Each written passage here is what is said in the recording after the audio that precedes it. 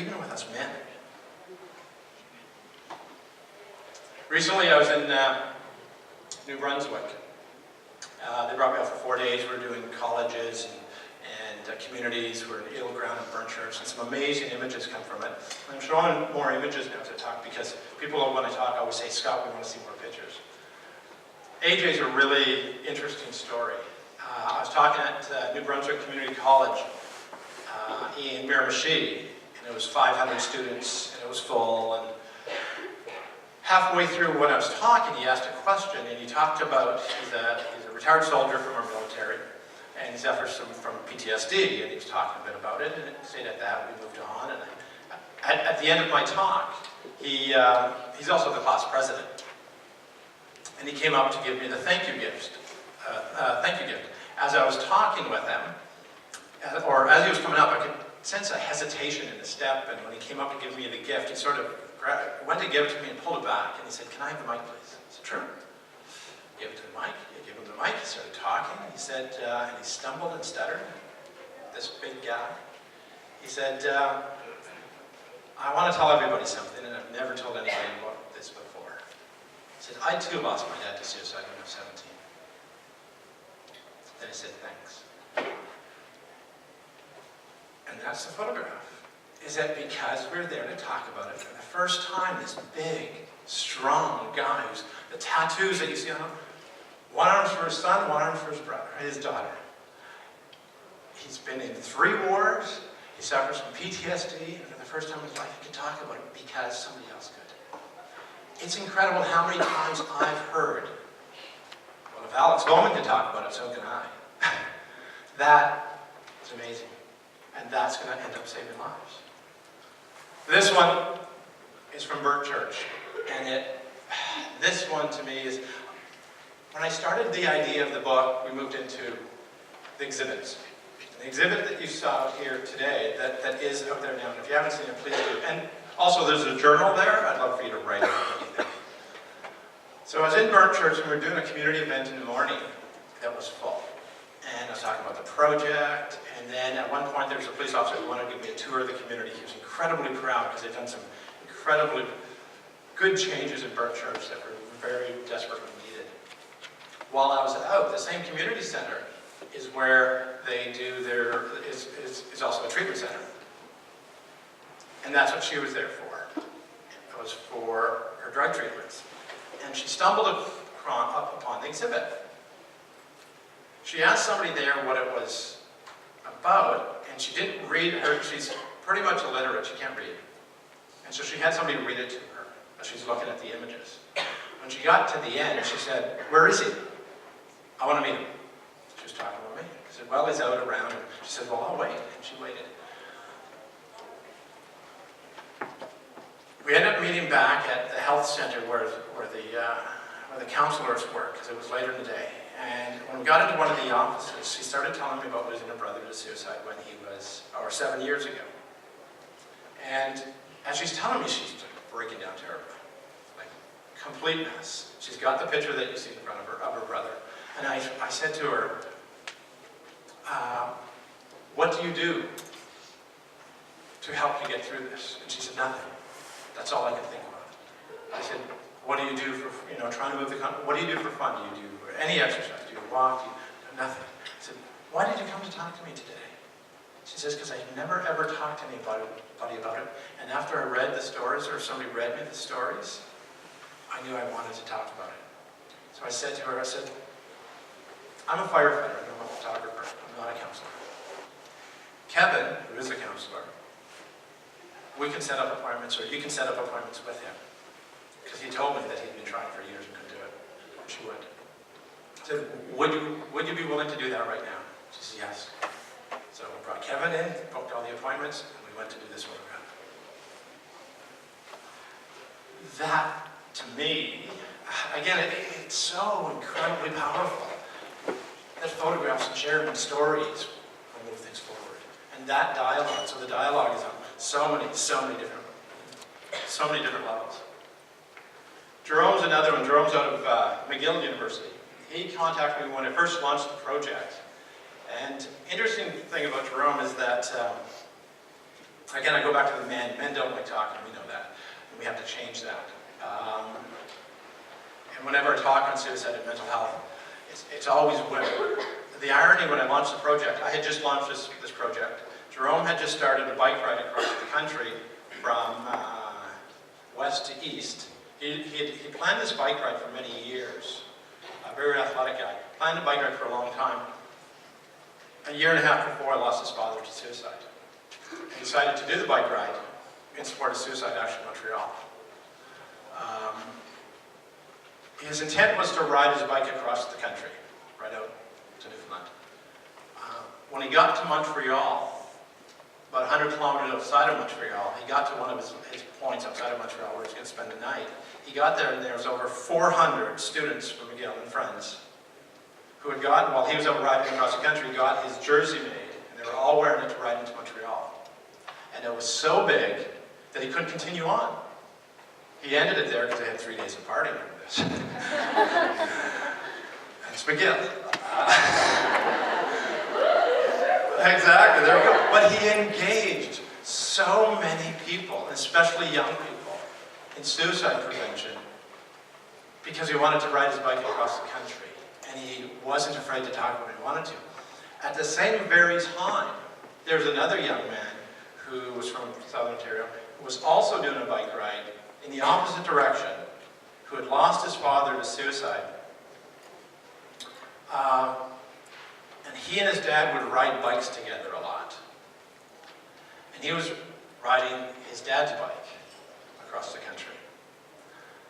Because they were both unaided, so there's no vehicles and communication was poor, they crossed, we were all trying to meet, they crossed paths on Trans-Canada within 30 kilometers, probably 40 kilometers of Thunder Bay without knowing it. We were trying to get together and they crossed very close because we're kind of in the middle of the country. So it was amazing that we had 3 men, I want to call us all young men, but 2 young men and 1 guy, one older guy, doing work in suicide prevention. It was incredibly powerful. And they all have made incredible strides. The other fellow is Ben Verboom, who some people out here in the Halifax area might know Ben. So what Jerome did and what Ben does, what we all do to get engaged, is when we look at suicide prevention, there's a lot of things we need to do. We need to get the training, do something about it. But we also need to create awareness. How are we going to get people doing something about this? We know from the stats, it's like breast cancer, it's like prostate cancer. We have to start talking about it. I say this line at a lot of conferences, and it probably doesn't work too well here, but imagine putting the words breast and prostate on a billboard 40 years ago. See, it's silent. When I say it to a room that's over 40, they howl. You guys don't get it, because we talk about cancer. One of the greatest things that I think Terry Fox ever did, I don't believe has been acknowledged before. Terry got us talking about cancer in kindergarten. Kindergarten. And I bet as nursing students, if you look at when Canada really got doing something about cancer, look 12 years after Terry died. I bet you're going to see this big jump because he got us talking. And for some way, we need to get talking about suicide if we're going to do something about it. And mental health issues and all the issues that lead up to it. So how do we get engaged? It's getting the tools. But we also have to look at fundraising. Create that awareness, create events, do something to stand up for it. Somebody asked me at a talk I was doing in Ottawa. She said to me, and the room was full, and it was a media person. She says she's lost her husband to suicide. She said, I'm trying to do this fundraiser for suicide, and I keep hitting dead ends. Nobody wants to sponsor it, I can't sell tickets. And then she's going on and on and on. And as she's talking, the room's getting grayer and gloomier, and I'm letting her go, because I like the question. And she's at the end, she says, what can I do? I said, isn't this interesting? I said, with the work that I've done in Thunder Bay, I was, for 2 years, chairman of the Firefighters Charity Ball, and those 2 years were with the Northern Cancer Research Foundation. We raised each year over $100,000 for cancer research in the community. It was the highest priced ticket in town.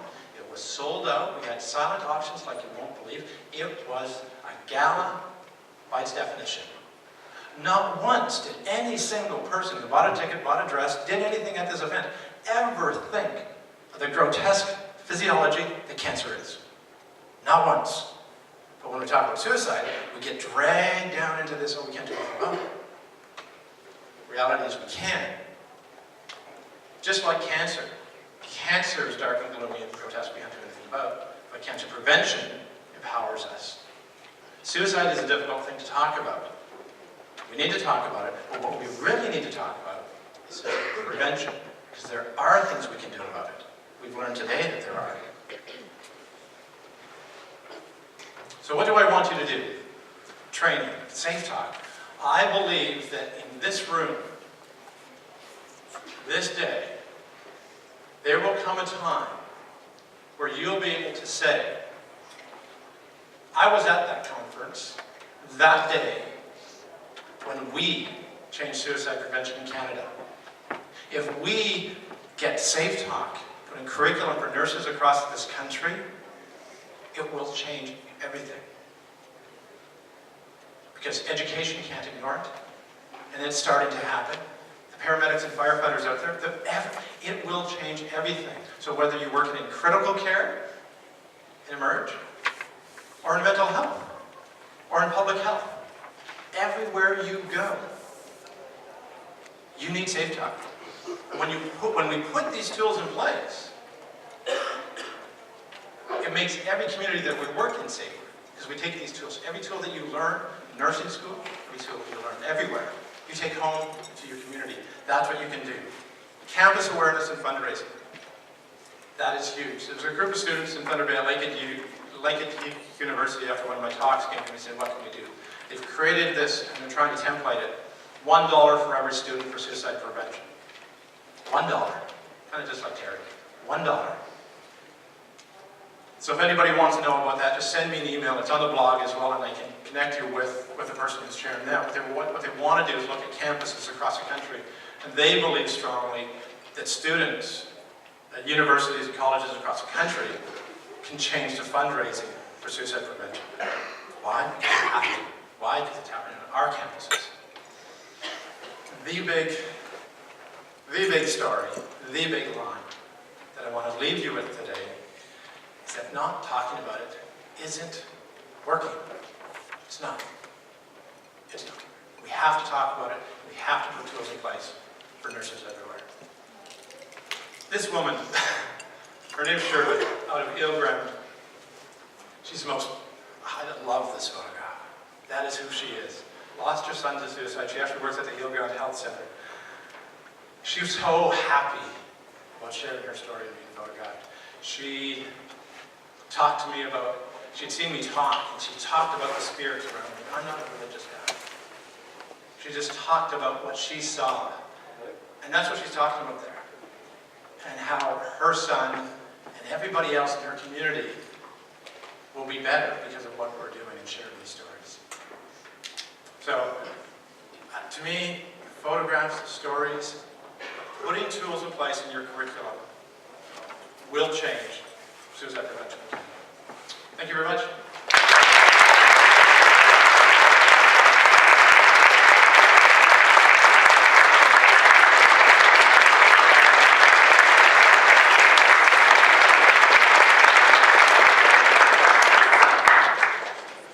Now, how about some questions? Now, we can't be afraid to talk about this. So I'm forcing questions.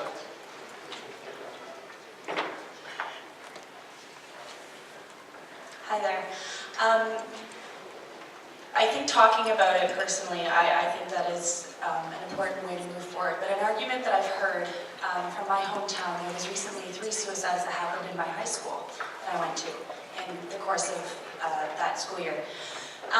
And some of the family of one of the suicides wanted to talk to the students about it, like have an open discussion in assembly or something. And the school sort of denied the family that discussion because they were worried about glorifying suicide and causing more suicides to happen. And I feel a little conflicted about, I mean, I see both arguments a little bit, but I'm wondering what your thoughts are on that. I think it's a fantastic question. We see it all the time. The conversation within that context has to be done in a safe way. I think it has to be done. If we had a school where the teachers were trained in safe talk, and the principals and the guidance counselors had assist, that'd be a safe environment. They would know how to talk about it. To take it and just say, here you go, talk about it, I think can have potential dangers to it. Or they don't know how to deal with creating a safe system. Even to know that when we do have that conversation, like the ones, whoever took Safe Talk this week, they knew that when they took Safe Talk, there was one person at the back of the room who would check on everybody who left. Because those people knew. So we need to create the safe environment. What I would suggest in that context is when those suicides take place, first, let's train all the teachers in Safe Talk, and principals and guidance and assist. And let's sit down and talk about how we're going to carry on that discussion. When I spoke at, it was a provincial conference in Nova Scotia, a number of years ago, at the CAS conference, there was a number of principals, and we were talking afterwards. I said, do you all make policy how suicides talked about in your schools? I said, yes, we do. I said, question, what tools do you have to do that? I have to set that right. So do me a favor. Take Safe Talk or take Assist. Tell me if that would be any different. They phoned me, each one of them, they'd taken it and phoned me and said, now I know what to do. Before they were afraid of it, before next they're not. Safe Talk is not the solution. It's a starting point. And we can begin those conversations and the learning that we'll do start from that. So, yeah, the conversation has to be there. I think with young people, we're not going to stop it. We have to guide them in a safe way. Thanks. Hello. Hello. Well, I would argue that it is a means of solution because if we add Safe Talk to our curriculum, it will become a professional responsibility via our domains of practice. And having experienced the same issues with really high discharge rates for people that have mental health struggles, if as nurses we are held accountable for those discharge rates and forced to use the tools available to us to retain those patients and care for their vulnerabilities, it'll reduce suicide rates. So I think it is actually sort of a cause and effect relationship. Just to comment. It's interesting you mentioned the discharge rate. I think one of the big things that I look at is discharge planning. My wife used to work in cardiology where they do angioplasty, and the discharge planning is training families when they're leaving, just in case of the bleed, the groin bleed. And it's 3 hours of training with a nurse. What if we put in place Safe Talk for families? We made it available. Their choice to take it. Safe Talk for families as a part of discharge planning. A 3-hour workshop done by a nurse. Again, look at very much in this way we do other things within hospitals. Hi there, my name is Braden Davey. I'm a registered nurse in clinical practice here in Halifax.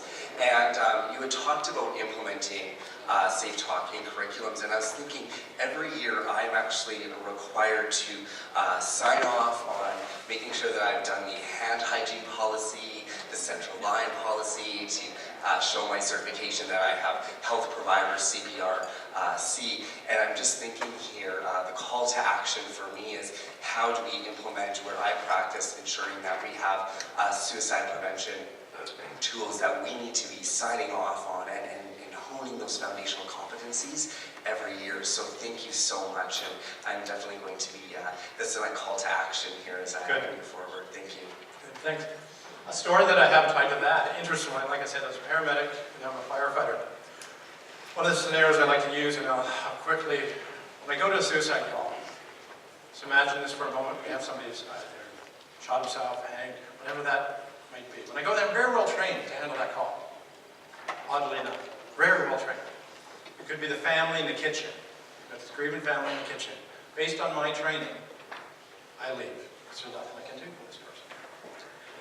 Given that same scenario, if I were to look in the kitchen and see a bone sticking out of somebody's arm, actually I'll step back. When I look at that family in the kitchen, we know that they've just gone through the greatest trauma of their life. Would we agree with that? Families just lost a loved one to suicide, greatest trauma of their life. Is that a fair statement, or am I exaggerating? So we think it's fair. Greatest trauma of their life. And I leave. Now, if I were at that same call and I look in the kitchen and I see a bone sticking out of somebody's arm, I am really, really well trained to walk over to them, assess, treat, and transport, and they're cured in 2 months. Now let's compare those 2 traumas. And I can tell you from my knowledge, and what I've been working on, especially with departments in the States, whether it's paramedics or firefighters, there is not a department in North America with a policy or protocol that scenario I just told you. None. We're really, really good at physical, but not at mental. Even when we're all agreeing as professionals and lay people, it's the greatest trauma of their life. That family in the kitchen was me, my 11-year-old sister, and my family. That was me. We did nothing. Yeah, I'm wondering, I think that one of the reasons why this stigma around mental illness continues is because there's some kind of belief that to have a mental illness or addiction or to be at risk of suicide means that you have some kind of character weakness. And that's what makes it different than cancer. And although they're comparable, you know, that's why it's really difficult to combat the stigma against it, because there's this belief that it's somehow not a real illness, that it's something that people are, you know, doing or a decision that they're making. So I was just wondering if you could talk a little bit about how to combat the stigma from that perspective. I think stigma is everything. I think there's a Canadian comedian, Big Daddy Taz, who said, suicide doesn't kill people, stigma does. When I look at that scenario that I just told you about me being a firefighter or a paramedic over that call, I look at stigma as being this chain of events or chain of things that create stigma that gets bigger and stronger. That initial scenario, because I'm not trained, I don't go to that family right now based on my training and say, is there anything I can do? Or link to community resources that exist now, knowing that they need to talk sense. I don't go and do that. The people who took Safe Talk now know that they can do that. But I don't do that. So that's the first link in the stigma. So by not doing it, just like my teachers, just because my teachers didn't talk about it, they were afraid to make it worse. By not talking about it, told me to shut up. So when I go to that call now and leave, I've now told that family, shut up, you can't talk about this. Don't let the neighbors know. Okay, the next one, probably a funeral home. Go to the funeral home. And we're working with places like funeral homes. If the funeral home had taglines and charities to add to it, imagine reading after a courageous battle with depression and died by suicide. Imagine if we found taglines and the funeral home gave them to families. They can still say no and choose not to, but just letting them have that option. And at that time, many would just say no. But because the option was given, that link is not created. Right now, link number 2. And those keep going, or they end up in the hospital, and the nurse who's not trained says, I'm too scared, I don't know what to say, which I've been hearing all day talking to nursing students, and I hear from talking to nurses, I don't know, what do I say? There's another link. What we need to do is look at all those links, break them apart. It's like fundraising and awareness. All those things will take stigma and throw it up the door. The exhibit, you know, the Alex moments, the neighbors that we see, that's going to break the stigma. Me standing up here right now, that's going to break it. Why? Because men need to, and we need to talk about it. So all those things, that stigma, in all those areas, we need to break it down. And that's a job, I think, that we have of all the people in the room right now. Thanks. All right. Hi there. Sorry. Hi. I'll give you a little bit of background and I have a question for you. So, a few years ago when I was in high school, one of the gentlemen that graduated here before me, he was gay and he was bullied all the time for it, but he had a lot of support around him and he was really good. And he was a friend of mine, and then he moved to a city where he didn't know anybody, and he was going to school because he wanted to be a fashion designer, and he ended up committing suicide because he couldn't take it anymore. And then last year, one of my best friends, who's also gay, nearly took his life and called myself and my boyfriend at 2 in the morning and said, I don't know what to do. He said, there's nothing for me anymore, I can't do it. He didn't tell his family he was gay, nobody knew, only my boyfriend and I, because he was so ashamed of it and he was so scared of what it would do in his life. And so I didn't know what to say, I didn't know what to do. I went to his house and I think I pretty much scared him silly and told him, I'm going to take you to the hospital, I'm going to do this, I'm going to do that, I'm going to take you to all these people, we're going to get you help. And then I think it hit him that somebody cared enough about him that I didn't want him to die, and my boyfriend and him grew up when they were kids, and that's how I met him, and he said, okay, he said, take me there. So we went and got him help, and he ended up going to a program, and I think he did it for 3 months, And then he applied to school, and now he's becoming an actor. And he has a boyfriend now, and he's very happy, and he's really good. But if I wouldn't have been there, he would have taken his life. And if I wouldn't have met him that one time 2 years ago or whatever, because he said he wanted to talk to me because he's like, well, you're a nurse. If I do anything, you know what to do. And I'm like, I'm only a second-year nurse. I don't know that much. I could try my best. But I was wondering if there's any tips or any advice you have about, like, I know everybody struggles with suicide for multiple reasons, but specifically for gay people or for lesbians or transgendered or anything. I think you hit it right on in a couple of words. One, and what this is all about, whether it's Safe Talk Assist, it's caring. We need to care. That's where the tools come in. I think every part of what you'll practice as a nurse and take into life, we just need to care. And when it comes to what to do, it's not so much talking that it is the listening. Caring and being there to listen. And even through all the stuff we're talking about, the practical tools are listening and caring. The signs are out there. People want to talk. The struggles are out there. I think some of the things that really bring it to light, whether we're talking with sexual identity, with bullying issues, over the last couple of weeks, and when we look at statistics, is that what we need to realize, kind of like if I said, nobody died from cancer last year at all in Canada. They might have died of hypoxia, they might have died of their heart stop, cancer. What I would say about, about whether it's bullying or whether it's how we treat people, can lead to suicide. We have to realize there's a mortality there, that there's a cause and effect, and this could go. And we need to time that, and it's a hard road to take. But that's reality, is that when we treat people really bad, they don't feel good about living. For whatever reason, we need to care. And when we see that somebody needs care, we just need to be there. And I think as we give more tools, if we put this out there, like CPR, in the workplace, this is the start. But across the board, then we learn that we can care and we can help. So, I like your story, thanks. Thank you. Hello, my name is Matthew Smith. I'm a registered nurse currently practicing in child and adolescent mental health at the IWK here in Halifax. Two things, one of which is more of a statement, the second which is a question. One area of discussion I have with colleagues and with friends is a pretty brief stigma buster, is that we get caught up in the word commit. Commit implying sin. No one commits cancer, no one commits heart failure, no one commits schizophrenia, no one commits suicide. They die by suicide or they commit suicide. The second of which is a question with regards to the context of being a university student. This is a population where they're extremely vulnerable. They're using substances and experimental substances, whether it's illicit drugs or alcohol. And they're in an environment that's extremely stressful with their studies, with their marks, and so on.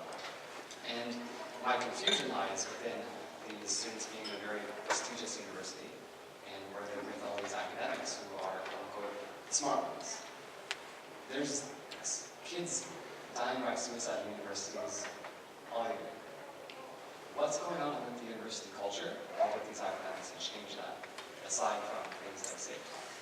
What's going on to change this culture for the students? So the question is, noticing a rise in numbers of Correct. on campus. Yes, correct. Why is that? Yeah, why is that and what's being done to change it? Culturally, with the stress of having to get ahead, so that we're maintaining such high marks. It'd be difficult for me to directly answer that question as to why. I mean, it's a big question, but when we look at the culture of what we feel the world believes we should be, I think it plays a key role. I guess relating to my family, when I look at my 13 and my 15-year-old son, Curtis and Kyle, Curtis is he's the older one, high achiever, and really he's already talking. He's in grade 10, and he's talking about getting marks, and he's already saying, but to get into McGill, I need, and I'm like, what? What are you talking, how did you find out when you need to get into McGill? In grade 10, he loves his science and he wants to do medicine. I said, well, what are you doing? Well, the teacher said, and so these things are coming from all over the place, and so I get concerned about him in those exact same ways. He's going down that path. Whereas my younger son, ironic, he's an incredible artist, very visual. Well, he sees things that are fed to him, especially when he watches too much TV and we have to pull him away from it, and because he gets in this world, this visual world of what things have to be. And I think a big part of it is letting people be who they are and allowing our systems to be with it. And even when we look at that, there was, McMaster was looking at this with their entry requirements for things like medicine and looking at a more holistic approach of, not making marks everything. The interesting part of what we're finding in schools like that, they're saying, okay, well, what do I need? Well, you need to volunteer, you need to do athletics, you need to be... So now what we're seeing as well, not just the academics, we're seeing teenagers who have to be the super athlete, who have to be volunteering 20 hours a week, who have to, and they're doing it for the same reason. You might see that as a well-rounded, but now they've got this feel, now I need to be this.